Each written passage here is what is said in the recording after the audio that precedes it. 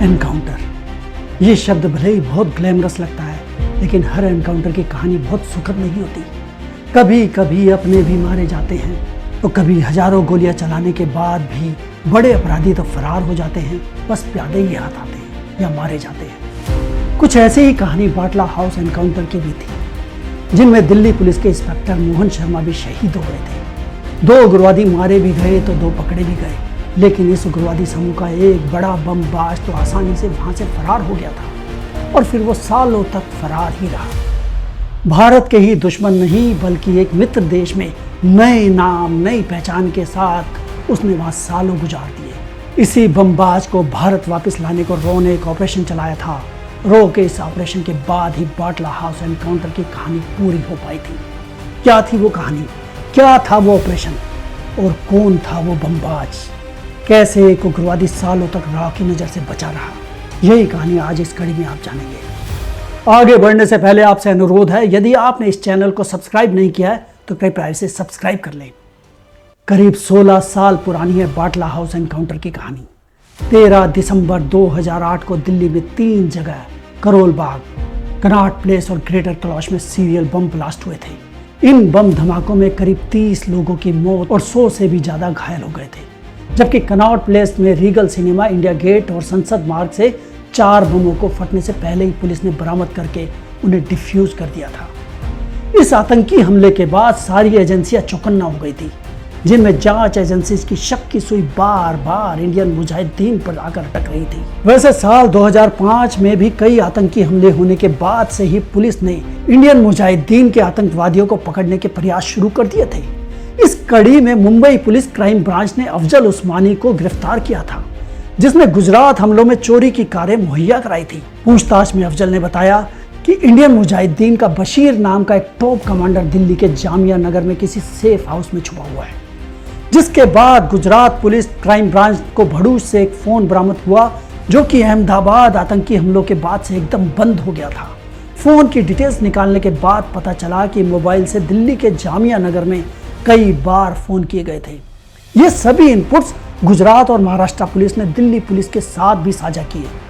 Delhi police ने संदिग्ध आतंकवादियों में से एक आतिफ अमीन के मोबाइल नंबर को ट्रैक करना शुरू कर दिया, जिससे पुष्टि हो गई कि इंडियन मुजाहिदीन के कुछ आतंकी दिल्ली के जामिया नगर की एक 4 मंजिला इमारत के फ्लैट नंबर 108 L18 बाटला हाउस में छुपे हुए थे। ये दिल्ली का भीड़ भाड़ वाला एक धर्म विशेष इलाका है।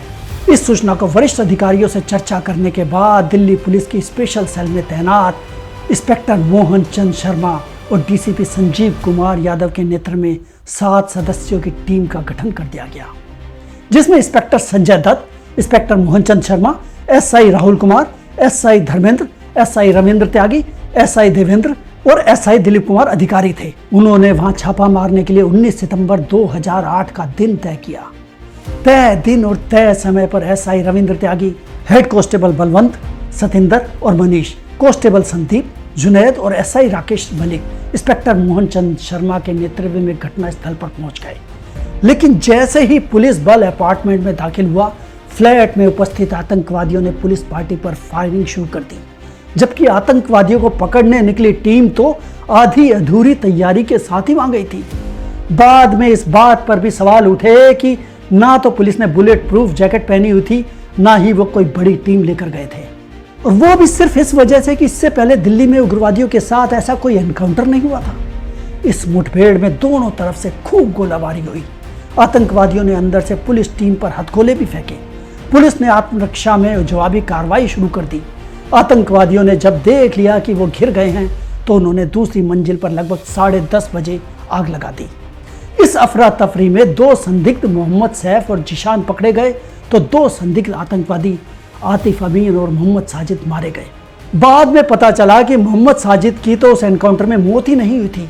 उसके बारे में बाद में सामने आया कि वो तो सीरिया में ISIS में जाकर भर्ती हो गया था, यानी जिसे साजिद समझा गया और उसकी पहचान तो अज्ञात ही रही। इसके अलावा 2 और आतंकवादी थे, आरिज खान और शहजाद, जो आग लगने की अफरा तफरी का फायदा उठाकर किसी तरह दूसरे घर की बालकनी से कूदकर नीचे की ओर भाग गए थे। ग्राउंड फ्लोर पर आम लोगों को वहां से निकालने में मदद करने में लगे दिल्ली पुलिस के 2 अधिकारियों ने भी उन्हें स्थानीय निवासी समझकर आग से बचाने में मदद की और अपनी आंखों के सामने बस उन्हें आम नागरिक समझकर जाते देखते रहे। और इस तरह आरिज और शहजाद एनकाउंटर स्थल से फरार होने में सफल हो गए। फरार आतंकवादियों में एक बड़ा नाम और भी था, भटकल बंधुओं का, जो किस्मत से एनकाउंटर शुरू होने से पहले ही निकल गए थे। क्रॉस फायरिंग के दौरान इंस्पेक्टर मोहन चंद शर्मा और बलवंत के साथ जुनैद, जिन्हें सलीम और अन्ना के नाम से भी जाना जाता है, वो भी घायल हो गए थे। एनकाउंटर स्पेशलिस्ट और दिल्ली पुलिस के इंस्पेक्टर मोहन चंद शर्मा को 3 गोलियां लगी थी। पहली गोली पीठ पर पीछे से मारी गई, उसके अलावा जांग और हाथ पर भी गोली लगी थी। घटना के 8 घंटे बाद इंस्पेक्टर मोहन चंद शर्मा ने बहुत ज्यादा खून बह जाने से दम तोड़ दिया। हमलावरों में से एक मोहम्मद सैफ ने पुलिस पार्टी के सामने आत्मसमर्पण कर दिया और भागने वाले हमलावरों का नाम जुनैद और पप्पू बताया। अपार्टमेंट की गहन जांच के दौरान अपार्टमेंट में एक कमरे में एक AK राइफल, 30 राउंड कारतूस वाले 2 मैगजीन मिले, जबकि दोनों घायल आतंकवादियों के पास 0.30 बोर की 2 बंदूकें पड़ी हुई मिली। इस एनकाउंटर में इंडियन मुजाहिदीन के मुख्य बमबाज आतिफ अमीन के मारे जाने से इंडियन मुजाहिदीन को गहरा झटका लगा था, जिसे पहले 2007 और 2009 के बीच दिल्ली, अहमदाबाद, जयपुर, सूरत और फैजाबाद में भी आतंकी हमलों के लिए दोषी ठहराया गया था। लेकिन वहां रह रहा सबसे खतरनाक आतंकवादी आरिज खान तो वहां से पहले ही फरार हो चुका था। आरिज बम बनाने और धमाके करने में एक्सपर्ट था और NIA की मोस्ट वांटेड लिस्ट में भी था। आरिज और जुनैद ने भारत में अब तक जितने बम धमाके किए थे, उनमें कुल 165 लोगों की जान गई थी, जबकि 500 से ज्यादा लोग घायल हुए थे, जिसके कारण उसे 5 राज्यों की पुलिस पहले से ढूंढ रही थी। उसके सिर पर 10 लाख का इनाम रखा गया था और इसके बाद ये 10 लाख का इनामी उग्रवादी करीब 10 साल तक फरार ही रहा। ये तो वो कहानी है जो दिल्ली के जामिया नगर में घटी थी। इस एनकाउंटर से जुड़ी बाकी कहानी नेपाल में घटी। 19 सितंबर 2008 को निजाम खान नेपाल में अपनी मनी एक्सचेंज की दुकान में, जो कि नेपाल में IM के स्लीपर सेल का हिस्सा थी, वहां एक भारतीय टीवी न्यूज चैनल देख रहा था। निजाम पाकिस्तान की इंटर सर्विस इंटेलिजेंस की तरफ से आतंकी संगठनों को, उग्रवादियों को नेपाल में नए नाम, नई पहचान से छुपने में मदद करता था। टेलीविजन की स्क्रीन पर बाटला हाउस के ऑपरेशन से जुड़ी ही खबर चल रही थी। 2007 की शुरुआत से ही जब भारतीय आतंकवाद निरोधी एजेंसियों ने सिमी के खिलाफ बड़े पैमाने पर कार्रवाई शुरू की थी, तभी से खान को एक बड़े जवाब की आशंका थी। इसके बाद निजाम ने अपने दोस्त अयूब शेख को फोन किया। उन्होंने फोन पर जामिया नगर से जुड़ी घटना पर कोई बात नहीं की, बस शाम को करसिया रोड पर मदरसे में मिलने का फैसला किया। निजाम और अयूब की मुलाकात में मुख्य रूप से विश्वासघात की संभावनाओं पर चर्चा हुई, जिसमें अयूब ने साफ मना कर दिया। उसने खुद केरल में कई आतंकी प्रशिक्षण शिविरों की मदद की थी, जहां नए रंग रूटों को शारीरिक और हथियारों की ट्रेनिंग के साथ कच्चे बम बनाने की ट्रेनिंग दी जाती थी। ये सब रंग रूट भारत में जिहाद को अंजाम देने के लिए पूरी तरह से आंदोलित थे, जो विश्वासघात कर ही नहीं सकते थे। अयूब खान ने खान को भरोसा दिलाया कि अगर कोई भागने वाला पक्षी 1 महीने तक जीवित रहा तो वो उससे संपर्क करेगा।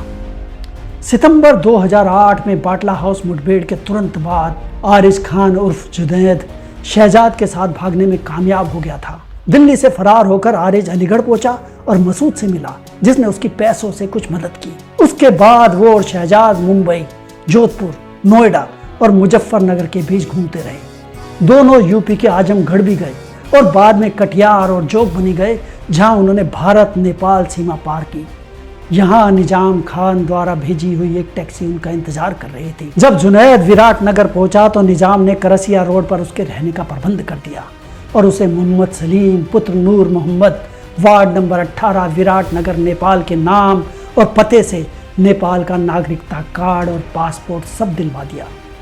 भारत का एक फरार आतंकवादी बस कुछ ही दिनों में नेपाल का एक नागरिक बन चुका था। नवंबर और दिसंबर 2008 में आरिज अक्सर मदरसे में जाता और 2009 में उसने घुसकी में 2 महीने तक हिलाल पब्लिक स्कूल में शिक्षक के रूप में काम किया।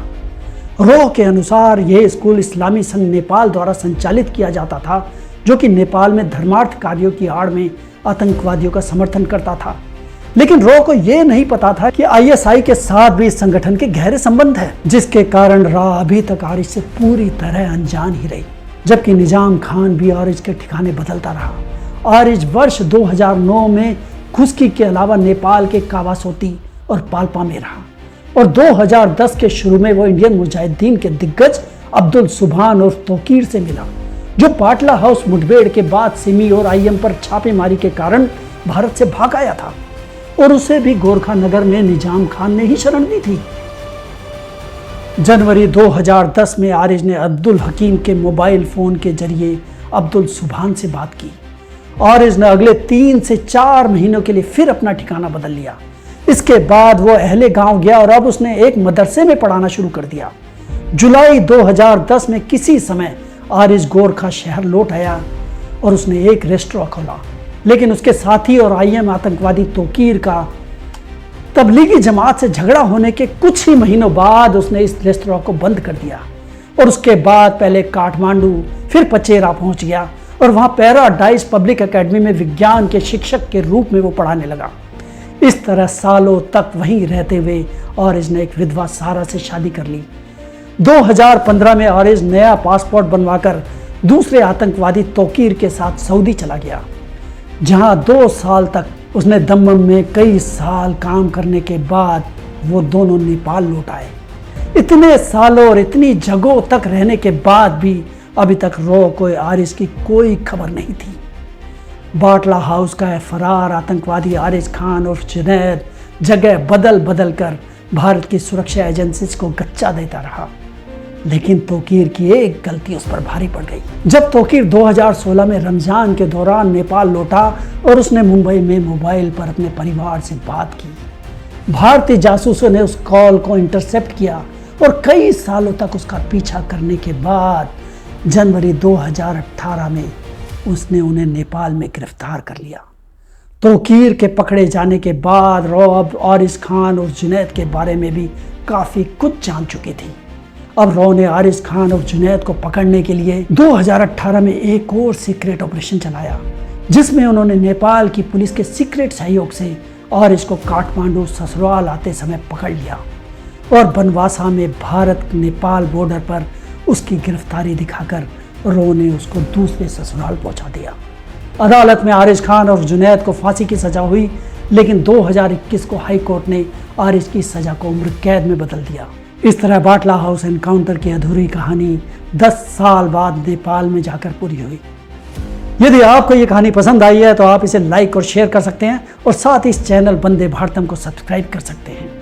अगली कहानी में फिर आपसे मुलाकात होगी, तब तक अलविदा।